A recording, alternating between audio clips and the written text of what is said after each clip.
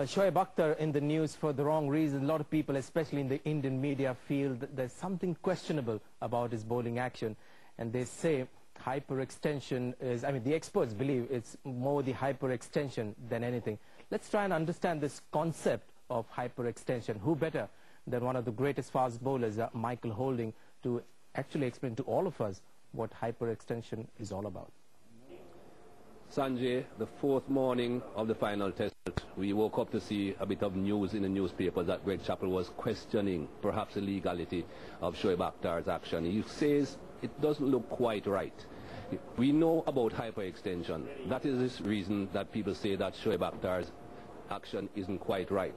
If you look what hyperextension is, have a look at Shoaib Akhtar here. You can see that he definitely has an arm there that doesn't look like most people's arms. Hyperextension is when that arm can go beyond 180 degrees. A straight line is supposed to be 180 degrees. That is obvious to me that his arm can go beyond 180 degrees. Look at that. That means perhaps 190 degrees, which is unusual for any human being. Hyperextension is definitely there for Shoaib Akhtar. And when he bowls, that hyperextension, they say, is what makes it seem as if he's awkward. But he's not the only bowler that has hyperextension in that bowling arm. There's a fellow who played in this very same game, R.P. Singh, who has hyperextension as well. And we can show you that on his bowling. Have a look at R.P. Singh here with his actual bowling arm, the left arm. Look at that point there. That is beyond 180 degrees. Obviously, there's hyperextension in the elbow, and from the elbow to the wrist is beyond 180 degrees.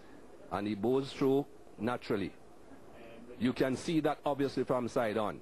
If you have a look at Shoaib Akhtar, he also can be seen in his bowling action with the hyperextension. As he goes through, you can see from the elbow to the wrist is behind from the shoulder to the elbow. There's a hyperextension.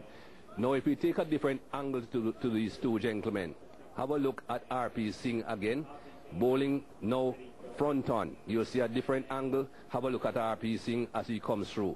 Look at that front bowling arm again. You don't see the hyperextension from front on. It's impossible on a flat screen. But the elbow to the wrist to the shoulder looks as straight as you possibly can get it. Slightly different though with Shoaib Akhtar. Shoaib Akhtar front on. Look at the elbow,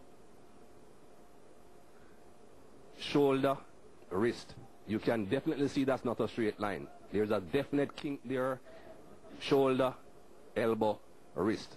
Now that is what Greg Chappell is saying that looks a little bit awkward. So there definitely is hyperextension, and hyperextension as we can see in both gentlemen. But the law says once your shoulder, your right arm gets to shoulder height rather, the elbow, wrist, shoulder should be as straight a line as you possibly can get it, and there should be no straightening from that point. Greg Chappell is picking that up, and Greg Chappell is saying he's not absolutely sure that is the correct way to be bowling. As he said, he wouldn't recommend anyone to be bowling like that. And perhaps that's the reason why he's unhappy. Very interesting. I think the final bit, which is about the shoulder and the elbow and the wrist being in a straight line, which is the case with R.P. Singh, not so much the case with Shoaib Akhtar. But we are always learning new things because the television cameras are just showing us new pictures which the naked eye were not seeing before. Well, Greg's entitled to his view, like many ex-players and players, and all they've got to do is go through the proper channels, haven't they? That's all. Make the report it quietly, privately. Has anybody done that? It's better than saying it publicly. But it's the only thing that a cricketer can do, isn't it? Because now the technology can prove you wrong with some of the evidence that they can provide. So all you can say, it doesn't look right, this looks good. But I think all this will hold good if India make this an official protest. And as far as we know, that hasn't yet happened. It's better to do it, though, at the start of a series, not when you've lost a match. You know, if it's coming out yesterday that they have some sort of reservation, fine, nothing wrong with that, they're entitled to. Just keep it quiet and do it privately. But Shoaib's been bowling in 2 previous test matches and there have been draws. I've never been a great fan of making, shall we say, a complaint, even doing it properly, when you've lost, because it looks a little bit like sour grapes, doesn't it? I'd sooner them do it, you know, in the first 2 test matches with a draw, do it privately, and then it's there on record before you lost, and it always looks better to me, because I don't think Shoaib's bowling any differently than he did in the first two tests. The proper channel, and I wonder whether Greg Chappell's mentioning is going to make any difference, because the proper channel is the umpires have to first make the report.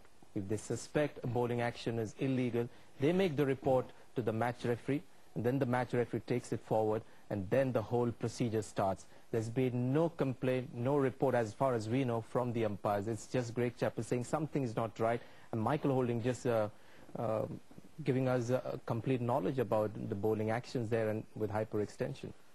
That's exactly right. I mean, but I'm with Jeffrey that when you lose, you don't say these things. You say it when you win. You know, I would complain when I'm a winner. I'm thinking, okay, I'll win this series, win the match, but I have problems.